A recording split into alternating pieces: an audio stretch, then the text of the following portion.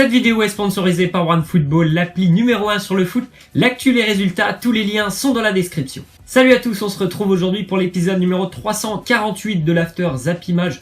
On débute avec une déclaration de Jean-Michel Aulas, le président lyonnais. Il nous dit « Certains joueurs sont très au-dessous de leur potentiel. Ceux qui pensent pouvoir réaliser de très gros transferts en fin d'année se trompent. Il faut moins parler et donner beaucoup plus. » Cette déclaration vise en particulier Tanguy Ndombele, qui a été auteur d'un match vraiment médiocre, on va dire, ce dimanche face à l'AS Monaco. On pouvait penser que c'était aussi pour Memphis Depay, puisqu'il y a des relations assez tendues entre Depay et son président, mais c'est plutôt pour Ndombele qui peut-être a un petit peu pris la grosse tête visiblement. En tout cas, c'est ce que ressent Jean-Michel Aulas. Ensuite, déclaration de Christophe Dugarry, journaliste RMC Sport. Il nous dit à propos de Ben Arfa, il est fatigué. Et il nous dit il s'est reposé pendant 2 ans au Paris Saint-Germain. Il a signé à Rennes le dernier jour du mercato pour pouvoir profiter de ses vacances. Il est fatigué après le match de Séville. C'est une blague, c'est vraiment une blague. Il n'a pas été présent face à l'Olympique de Marseille, puisque l'entraîneur du Stade Rennais, Julien Stéphan, l'a dit.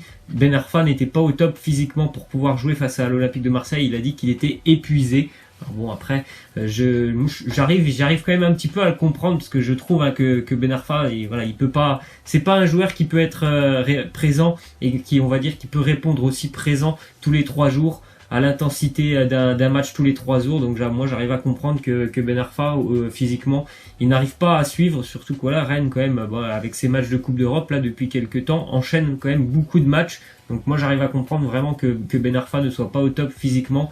Après, je peux aussi comprendre que certains se disent c'est pas normal puisqu'il a pas joué au foot quand même pendant 2 ans et demi. Mais je pense vraiment que son corps, actuellement, il n'est pas capable de jouer tous les 3 jours. Ensuite, des petites infos qui concernent surtout l'AS Monaco. Une info, 8 arrivées ce mercato hivernal pour Monaco pour à peu près 13 millions d'euros. C'est un mercato réussi puisque les résultats sont de retour du côté de Monaco avec ses 3 victoires consécutives au stade Louis II. Cette victoire aussi plutôt intéressante face à Lyon ce week-end, même si Lyon avait quand même quelques cadres qui étaient absents. Voilà, le match de l'AS Monaco, il est quand même réussi, et surtout un Gelson Martins qui est vraiment décisif pour son équipe. Je pense que c'est l'une des meilleures recrues, mais il y a quand même beaucoup de qualité dans ces 8 arrivé. Ensuite, du côté du PSG, Marco Verratti qui est lié au club jusqu'en 2021.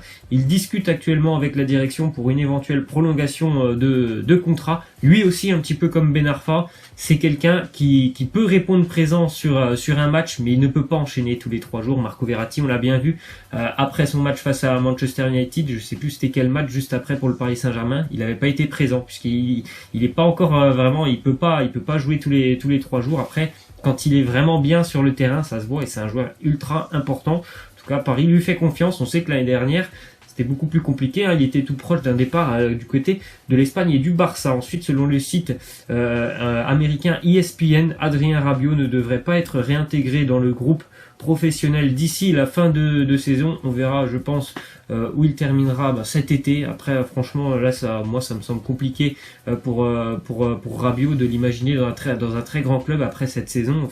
Ça va être une saison vraiment blanche pour lui. Il aura quasiment pas joué. Alors, pour qu'un grand club lui fasse confiance, et en plus, on voit que c'est un joueur qui est difficile à gérer au-delà de ça.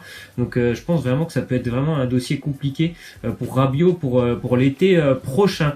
Ensuite, une déclaration de Tourelle sur Neymar. Il nous dit c'est important pour nous qu'il rentre avant à Manchester pour nous soutenir. J'espère qu'il pourra aussi s'entraîner juste après le match face à Manchester. Il est toujours au Brésil pour ses soins. Neymar, donc, Tuchel aimerait qu'il soit présent pour le match retour face à Manchester. Voilà, pour être tout simplement présent avec le groupe, pour montrer son soutien. Je crois que c'était l'année dernière en Ligue des Champions lorsqu'il était blessé. Et je crois qu'il était en vacances lorsqu'il y avait un match du PSG en Ligue des Champions, donc ça s'était un petit peu mal passé quand même dans la presse.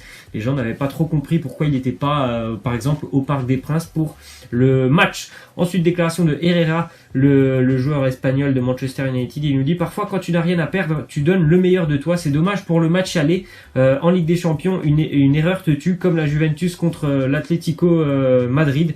Après, moi, je trouve pas que la victoire de l'Atlético Madrid soit vraiment un vol pour la Juventus. Je pense que la Juventus a eu le résultat qu'elle méritait. Elle méritait pas mieux sur ce match. Après, pour Manchester, c'est quand même difficile de les imaginer se qualifier, étant donné qu'en plus de ça, il y a énormément de blessés. Pogba ne sera pas là.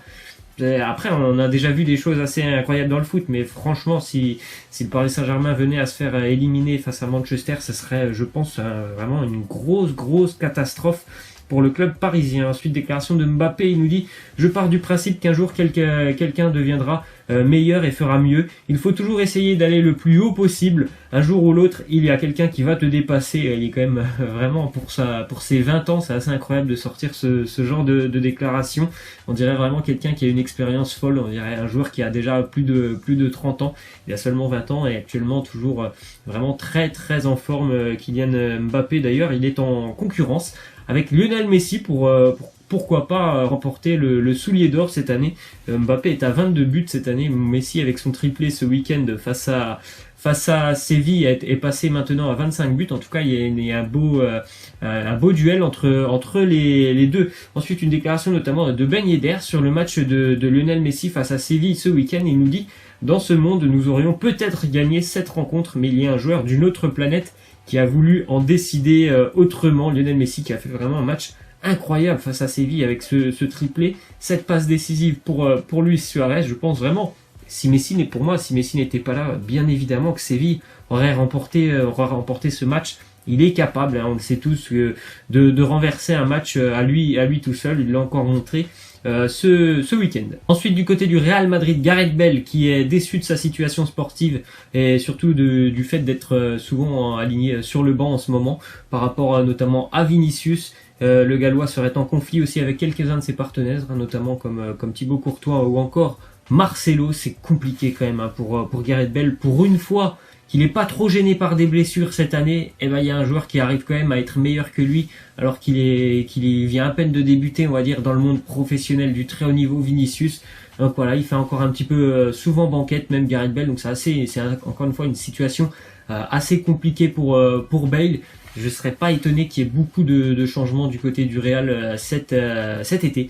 Ensuite, déclaration de Mourinho sur Hazard. Il nous dit il a le talent et la personnalité pour porter un maillot important tel que celui du Real Madrid et pour jouer devant un stade comme le Bernabéu. On sait, ça fait 2 semaines je crois que Eden Hazard avait sorti une déclaration, il avait dit qu'il savait ce qu'il allait faire l'année prochaine. Alors est-ce que c'est rester à Chelsea ou est-ce que c'est pourquoi pas rejoindre le Real, ou je ne sais pas, peut-être qu'il y a une autre proposition pour lui. En tout cas, il sait ce qu'il va faire.